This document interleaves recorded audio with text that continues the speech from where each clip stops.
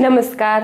आपकी अपनी YouTube channel classmate में आप सबका स्वागत है। आज हम कक्षा 7 विषय हिंदी इकाई 3 सच्चा हीरा का अभ्यास करेंगे। प्रश्न 1, निम्नलिखित प्रश्न के मौखिक उत्तर दीजिए।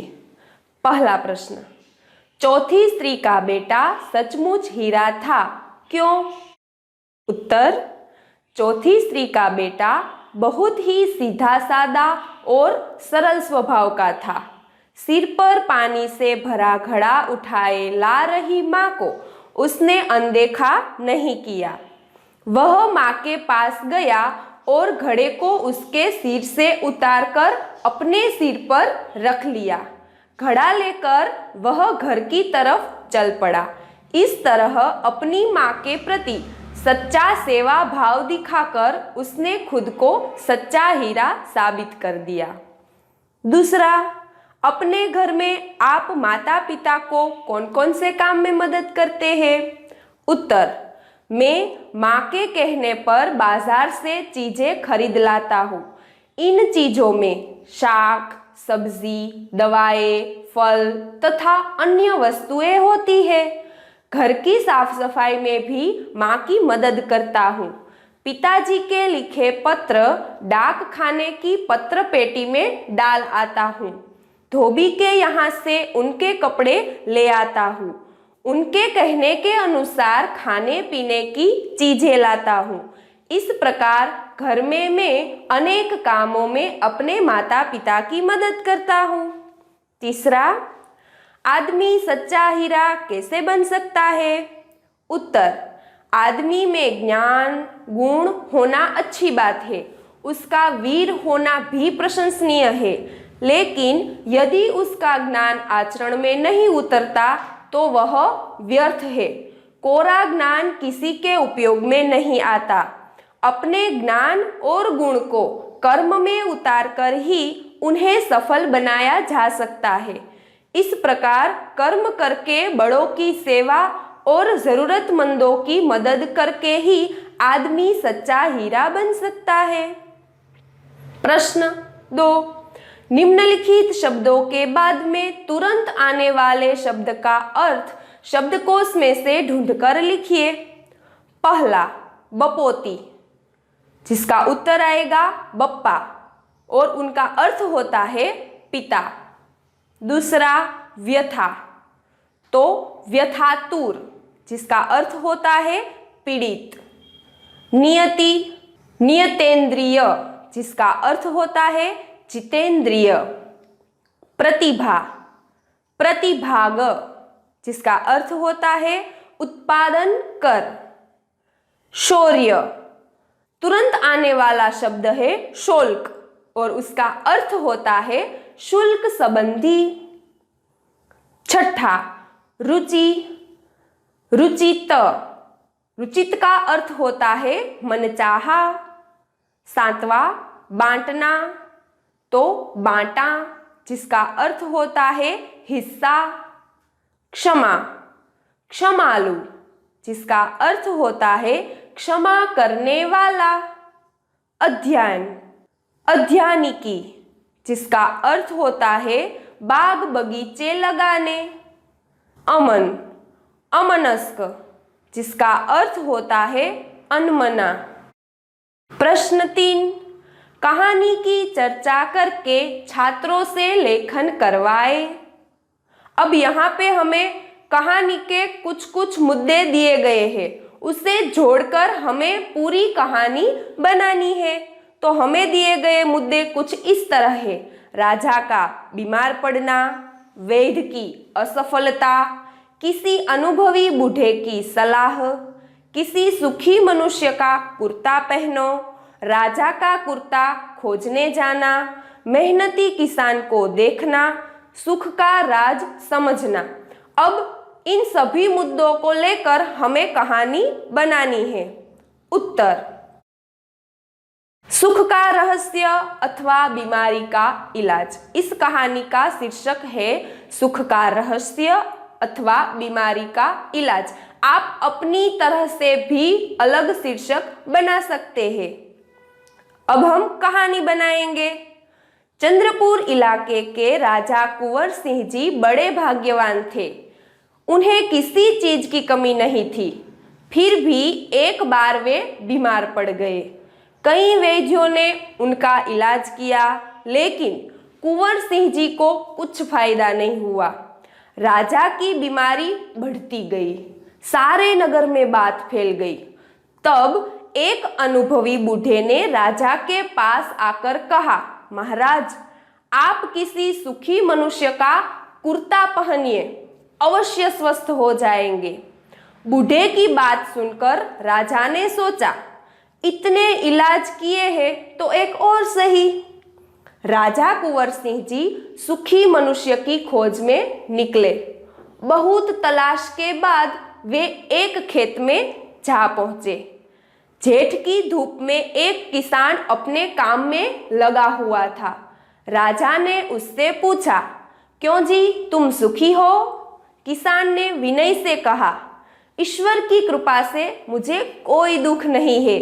यह सुनकर राजा का अंग अंग पुलकित हो उठा।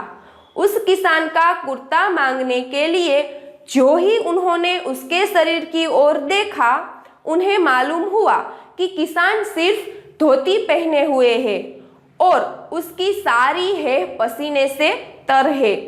तुरंत राजा समझ गया कि कठिन श्रम करने के कारण ही यह किसान सुखी है। राजा ने आराम चैन छोड़कर परिश्रम करने का संकल्प किया।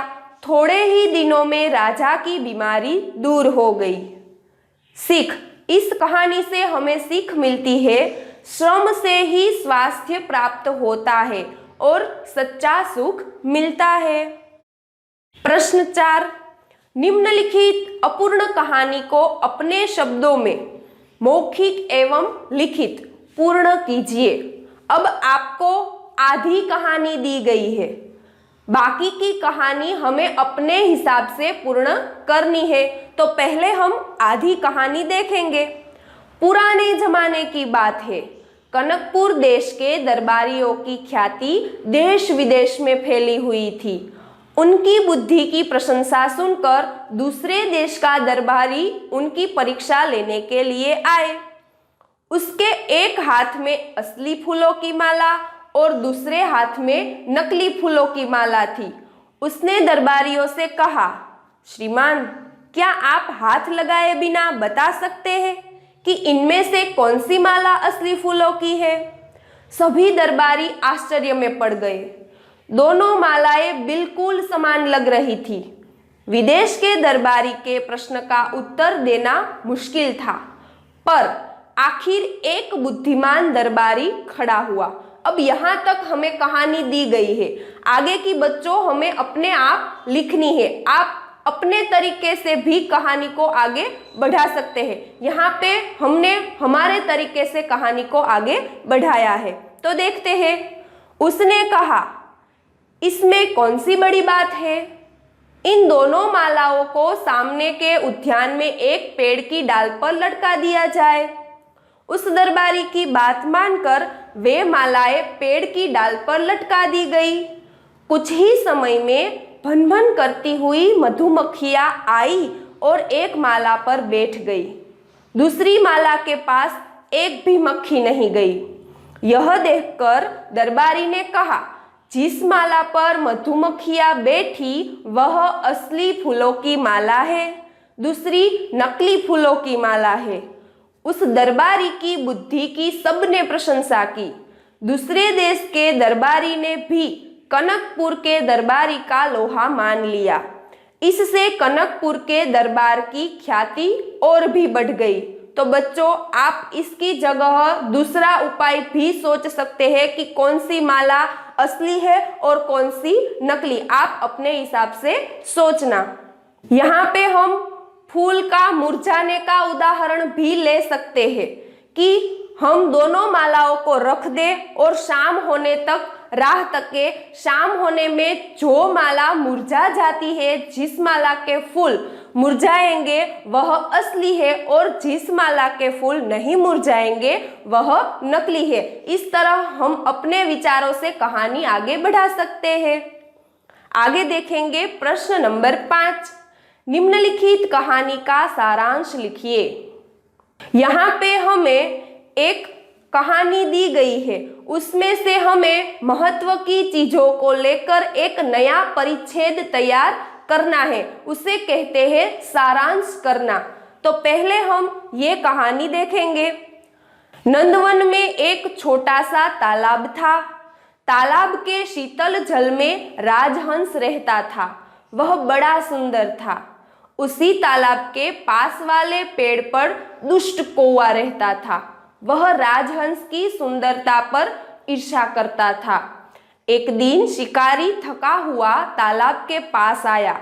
उसने तालाब से पानी पिया और पेड़ के नीचे विश्राम करने लगा। उसे नींद आ गई। कुछ देर बाद शिकारी के मुंह पर धूप आने लगी। राजहंस को दया आ गई। राजहंस ने वृक्ष पर बैठकर अपने पंख फैला दिए, जिससे शिकारी के मुंह पर छाया आ गई। कौवे से हंस की भलाई और शिकारी की सुखद नींद देखी नहीं गई। उसने शिकारी को परेशान करने का सोचा, ताकि शिकारी हंस को मार डाले।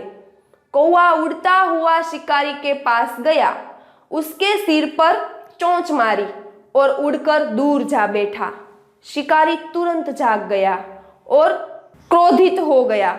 उसने पेड़ पर देखा तो राजहंस पंख फैलाए बैठा था। शिकारी ने सोचा, यह कार्य इसी हंस का है। उसने राजहंस को मारने के लिए बाण चलाया, लेकिन राजहंस उसकी आवाज सुनकर उड़ गया। अब यह कहानी को हमें सारांश करके लिखना है, तो देखते हैं सारांश। एक दिन एक शिकारी एक पेड़ के नीचे सो रहा था। जो ही उसके मुंह पर धूप आने लगी, एक राजहंस अपने पंख फैला दिए ताकि शिकारी के मुंह पर धूप न आए। यह देखकर राजहंस से ईर्ष्या करने वाला कौवा शिकारी के सिर में चोंच मारकर उड़ गया।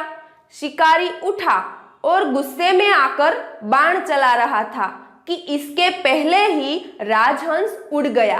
राजहंस को मरवाने की कौवे की युक्ति धरी की धरी ही रह गई। स्वाध्याय प्रश्न 1। निम्नलिखित प्रश्न के उत्तर दीजिए। पहला, पहली स्त्री ने अपने बेटे की प्रशंसा कैसे की? उत्तर, पहली स्त्री ने कहा कि मेरा बेटा लाखों में एक है। उसका कंठ बहुत मधुर है। वह बहुत अच्छा गाता है। उसके गीत को सुनकर कोयल और मैना भी चुप हो जाती है। लोग बड़े चाव से उसका गीत सुनते हैं। भगवान सबको मेरे जैसा बेटा दे। इस प्रकार पहली स्त्री ने अपने गायक बेटे की प्रशंसा की। दूसरा, दूसरी स्त्री ने अपने बेटे की तारीफ में क्या कहा? उत्तर, दूसरी स्त्री ने अपने बेटे की तारीफ में कहा कि उसकी बराबरी कोई नहीं कर सकता। वह बहुत ही शक्तिशाली है। वह बड़े बड़े बहादुरों को भी पछाड़ देता है। वह आधुनिक युग का भीम है। इस प्रकार दूसरी स्त्री ने अपने बेटे के बल का बखान किया। तीसरा, तीसरी स्त्री ने अपने बेटे की विशेषता में क्या कहा? उत्तर, तीसरी स्त्री ने कहा कि मेरा बेटा साक्षात बृहस्पति का अवतार है। वह जो कुछ पढ़ता है उसे एकदम याद कर लेता है। ऐसा लगता है मानो उसके कंठ में सरस्वती का निवास हो। इस प्रकार तीसरी स्त्री ने अपने बेटे की बुद्धि की तारीफ की। चौथा, चौथी स्त्री ने अपने बेटे का परिचय कैसे दिया? उत्तर, चौथी स्त्री ने कहा कि मेरा बेटा तो एक साधारण लड़का है। वह न तो गंधर्व सा गायक है, न भीम सा बलवान है और न बृहस्पति सा बुद्धिमान। मैं उसकी प्रशंसा कैसे करूं? इस प्रकार चौथी स्त्री ने एक सीधे साधे लड़के के रूप में अपने बेटे का परिचय दिया। प्रश्न 2। निम्नलिखित उक्ति कौन किसे कहता है, लिखिए। पहला, यही सच्चा हीरा है। यह युक्ति एक वृद्ध महिला चारों स्त्रियों से कहती है। दूसरा, माँ लाओ मैं तुम्हारा घड़ा पहुंचा दूं। चौथी स्त्री का बेटा माँ से कहता है, सुनो मेरा हीरा गा रहा है। पहली स्त्री अन्य स्त्रियों से कहती है। चौथा, देखो यही है मेरी गोद का हीरा। तीसरी स्त्री अन्य स्त्रियों से कहती है, देखो वह मेरा लाडला बेटा आ रहा है। दूसरी स्त्री अन्य स्त्रियों से कहती है। आभार। જો તમને આ વિડીયો ગમ્યો હોય તો તેને લાઈક કરો અને તમારા બીજા મિત્રો સુધી પહોંચાડો. આપ હજુ વધુ શીખવા માંગતા હોય તો આપણી ચેનલ ક્લાસમેટને સબસ્ક્રાઈબ કરી બેલ આઇકોન દબાવવાનું ભૂલશો નહીં અને સ્ક્રીન પર રહેલા વિડીયોમાંથી કોઈ પણ વિડીયો ક્લિક કરી જોઈ શકો છો અને વધુ શીખી શકો છો.